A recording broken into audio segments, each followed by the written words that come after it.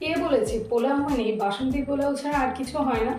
একবার এই গন্ধরাজ পোলাওটা ট্রাই করে দেখো, কথা দিলাম মুখে লেগে থাকবে। কড়াইতে তেল দিয়ে কাজু কিশমিশ ভেজে তুলে নিয়ে ছোট ছোট করে কেটে রাখা গাজর, বিনস আর মটরশুঁটি ভেজে তুলে নিতে হবে। এবার যে সামান্য একটুখানি তেল থাকবে তাতে গোটা জিরে আর লঙ্কা কুচি ভেজে 1 চামচ আদা বাটা ভেজে নিতে হবে, আর সাথে 1 চামচ নুন দিয়ে দিতে হবে। এবার 500 গ্রাম গোবিন্দভোগ চাল, যেটা রান্নার আগে ধুয়ে জল ঝরিয়ে শুকিয়ে নিয়েছিলাম, সেই চালটা কড়াইতে দিতে হবে।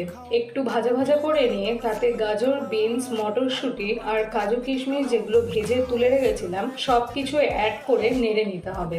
এই সবগুলো একটু ভাজা ভাজা হলেই চালের ডবল জল দিতে হবে।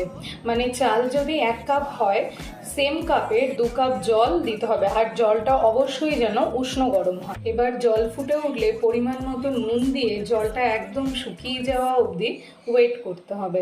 এবার একটা গন্ধরাজ লেবুর জেস্ট বের করে নিয়ে সেটা এই পোলাওয়ের মধ্যে মিশিয়ে দিলে রেডি গন্ধরাজ পোলাও। এবার চাইলেই যে কোনো ননভেজ আইটেম বা একদম নিরামিষ চিলি পনিরের সাথে এই পোলাওটা সার্ভ করতে পারো। আচ্ছা, চিলি পনিরের রেসিপিটা কিন্তু আমার চ্যানেলে অলরেডি আপলোড করা আছে, চাইলে দেখে নিতে পারো। একদম কম সময়ে আর একদম ইউনিক একটা রেসিপি লাঞ্চ বা ডিনারের জন্য রেডি।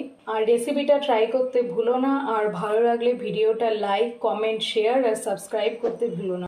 আবার দেখা হবে নতুন আরেকটা ভিডিওতে। আজকে আসি তাহলে, টাটা।